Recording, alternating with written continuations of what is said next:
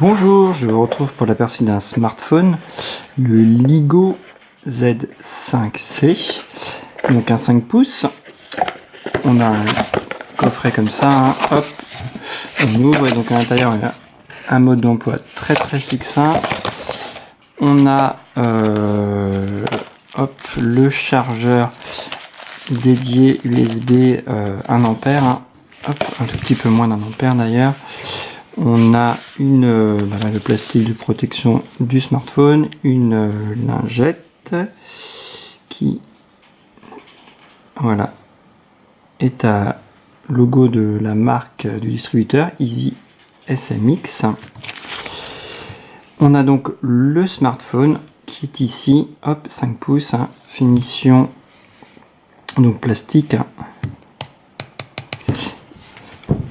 On a bonne pioche des écouteurs, c'est plus toujours forcément le cas, donc c'est pas des intra-auriculaires, hein, c'est des écouteurs tout à fait classiques. Et puis un câble USB, micro USB qui ira avec le chargeur pour le charger sur secteur ou bien sur un PC directement.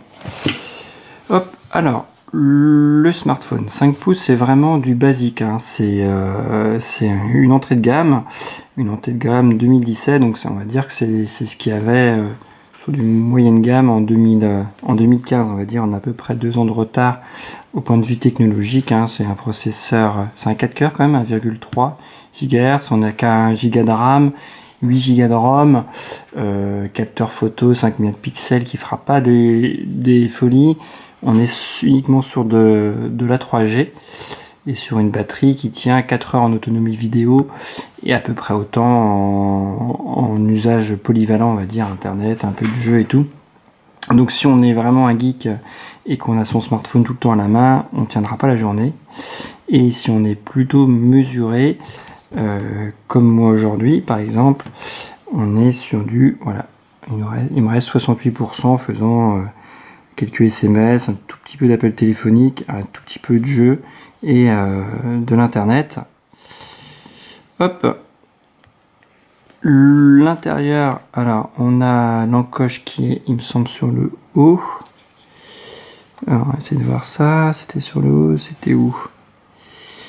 Hop, j'ai perdu l'encoche pour l'ouvrir. Ah non, elle est sur le bas, elle est ici. Autant pour moi, elle est en bas à droite.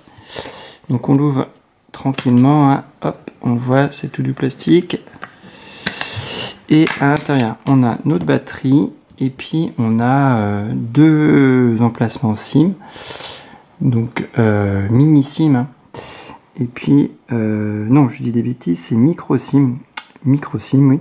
Et donc une deuxième micro SIM ici, et puis un emplacement pour les cartes SD, donc micro SD. Donc là moi c'est une nano SIM par exemple, mais j'ai dû utiliser un adaptateur mini SIM pour pouvoir le faire fonctionner tout simplement, sinon la nano ne passe pas. Alors, il faut absolument un adaptateur. Donc hop, on rallume, donc comme je disais, uniquement 3G, hein.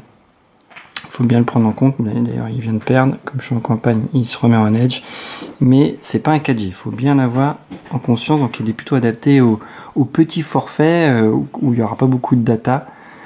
Classiquement là par exemple c'est un forfait 2 € free, c'est parfait parce que du coup on n'a pas besoin de beaucoup de data. Donc finalement 3G 4G on s'en fiche vu qu'on s'en servira pas beaucoup, mais sinon si on utilise vraiment beaucoup sa data, ça sera vite en handicap puisqu'on n'aura accès qu'à la 3G. Il y a des petites fonctions amusantes où on s'en sert ou pas. Hop, d'ailleurs il n'a pas pris. Alors, est-ce que quand on appuie dessus, voilà, il se réveille, et normalement quand on dessine dessus, il est aussi censé, voilà, il allume directement la calculatrice. Alors on peut choisir l'appareil photo, des choses comme ça. Voilà ce qu'on peut dire. Qu'est-ce qu'on peut dire? Que l'Android, c'est pas mal du tout, la version. Alors il y a une petite surcouche, on voit Quick Setting, là, on arrive on arrive dans une espèce de sous-menu, des petits raccourcis notamment pour justement ce que je viens de vous montrer là, le double tap. Voilà, si on va vers la gauche c'est la radio, les contacts vers la droite, et donc on peut aussi mettre ce qu'on veut, hein. Si on veut l'horloge par exemple avec un slide droit, il suffit de cliquer sur contact horloge et puis ça sera horloge quand on glissera sur la droite. Démonstration, hop, on glisse sur la droite et voilà, on arrive sur le menu horloge. Donc ça c'est pour les paramètres. Du coup on a sinon le General Setting qui correspond au menu classique Android, et on a bien la version 6 d'Android avec un dernier correctif qui datait du 7 novembre 2016. Pas de nouvelle mise à jour en allumant le smartphone, donc pour l'instant il n'y a rien. Il n'y aura évidemment pas de version 7, hein, c'est pas annoncé, et ça serait étonnant que ça arrive, donc on restera à la version 6, ce qui d'ailleurs n'est pas forcément un mal, parce que des fois ça peut être mal optimisé, donc vaut mieux être sur une version 6 qui est connue, qui est stable, sachant que c'est un petit smartphone, hein, que c'est pas un gros, voilà. Sinon on a toutes les fonctions classiques, on peut avoir la batterie affichée à l'écran comme on le voit, hein, 67%, donc ça c'est bien. Les menus raccourcis tout à fait classiques Android. La fluidité est pas mauvaise, quelques petits ralentissements par moment. L'appareil photo, lui, il est mauvais, on se le cachera pas, hein, franchement. C'est de l'entrée de gamme, et classiquement on a un appareil photo d'entrée de gamme, y compris, voilà, j'ai fait une photo sans faire gaffe, c'est pas grave, on rentre dans ce qui a été fait, on voit que voilà, même sur grand écran après, le rendu n'est pas terrible, mais on s'en doute puisque c'est vraiment, comme je disais, une entrée de gamme. Et petite déception quand même, parce qu'il y a un bug sur le mien, quand j'essaye de rentrer dans les paramètres, je ne peux pas. On va le voir tout de suite. Hop, paramètres, et à chaque fois j'ai un bug. Donc bug de l'appareil photo, donc c'est plutôt un mauvais point. Autre point, j'y pense en parlant de bug, c'est le GPS. Alors le GPS, je sais pas pourquoi, j'ai testé avec une petite application qui va bien, en l'occurrence IR, qui est gratuit, hein, que je vous recommande, c'est un très bon logiciel. Et ben voilà, on voit qu'il fait le GPS de fixe tout de suite. Si on veut choisir sa destination, il n'y a pas de problème, c'est parti. Nantes, il fait le calcul et voilà, il est très bien, il fonctionne. Et à l'inverse, si je prends Strava, je ne sais pas pourquoi, il me fait pas le fixe, on va le voir. Alors, du coup, il fonctionne sur le logiciel GPS. À noter que hier, on peut télécharger des cartes, et donc pour ceux qui n'ont pas de data, on peut du coup s'en servir sans data.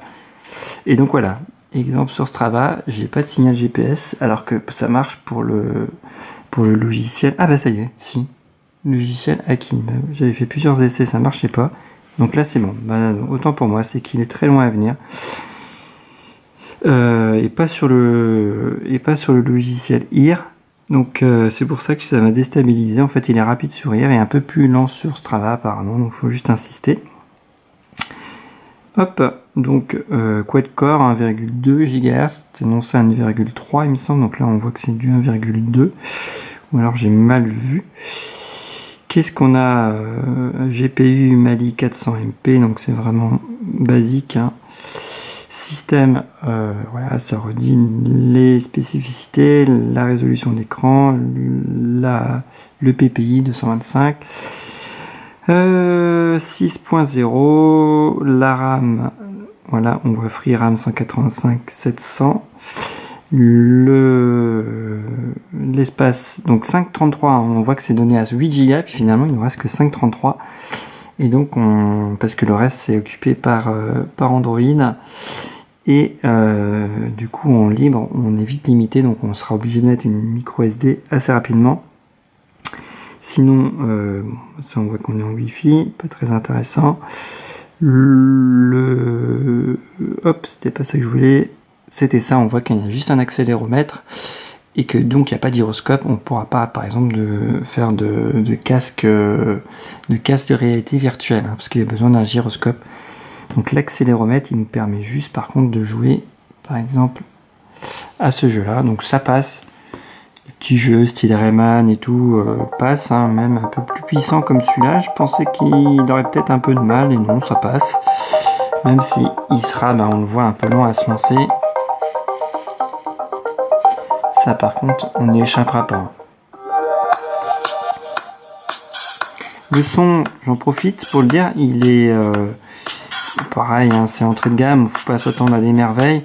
Et puis le défaut, c'est que on le voit, il est ici, donc quand on pose le smartphone, et il est étouffé.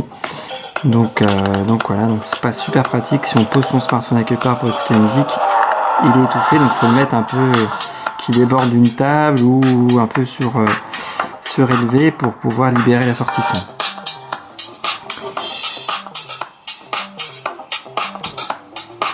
Alors, hop.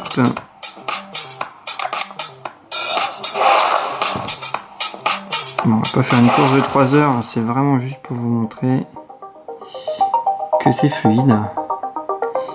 L'écran, c'est pareil, hein, tout est un peu pareil en fait, hein, tout est un peu d'entrée de gamme, donc ça sera basique. On voit que quand on va vraiment sur certains angles, c'est pas très net. Et idem en plein soleil, c'est difficilement lisible. Il faut quand même un peu d'ombre. En plein soleil, c'est dur.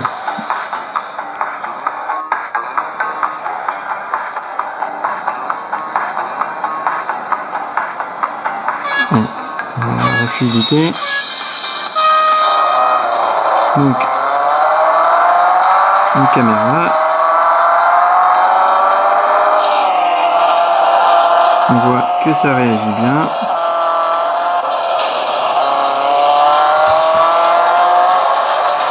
Du coup, je suis en train de regarder ce que la caméra filme et pas l'écran de piste, et donc c'est un peu compliqué. C'est pas grave.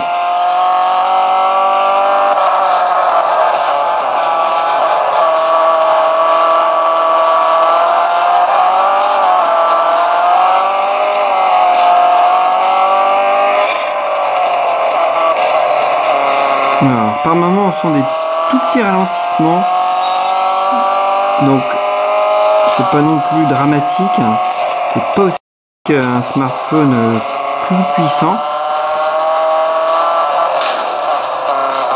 mais ça reste largement jouable, on le voit.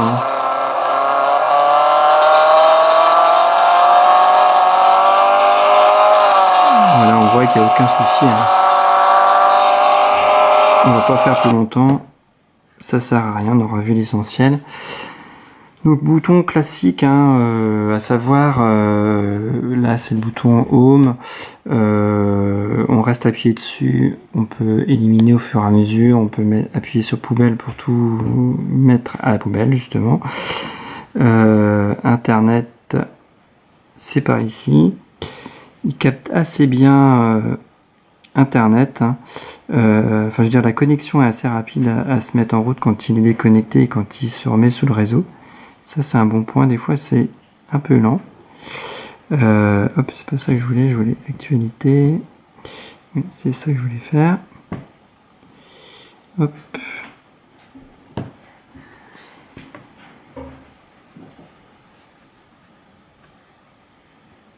Alors par moment, je trouve un petit peu lent et j'ai l'impression qu'il met un peu de temps. Alors évidemment là, hop, il essaye. Allez, on va voir ailleurs si j'y suis. Alors je sais pas si c'est Chrome, je suis pas fan de Chrome, je connais mal. Mais par moment il y a des petits ralentissements, des petits blocages. Et après ça se débloque. Alors qu'est-ce qu'il me fait là? Hop. On va essayer un autre site. Hop, ça en profite pour vous dire que le clavier c'est le clavier LIGO. Et du coup il a le swipe. Voilà, là on voit que c'est plus réactif, je sais pas, à mon avis c'est Chrome qui plante. Puisque sinon on voit que c'est assez fluide.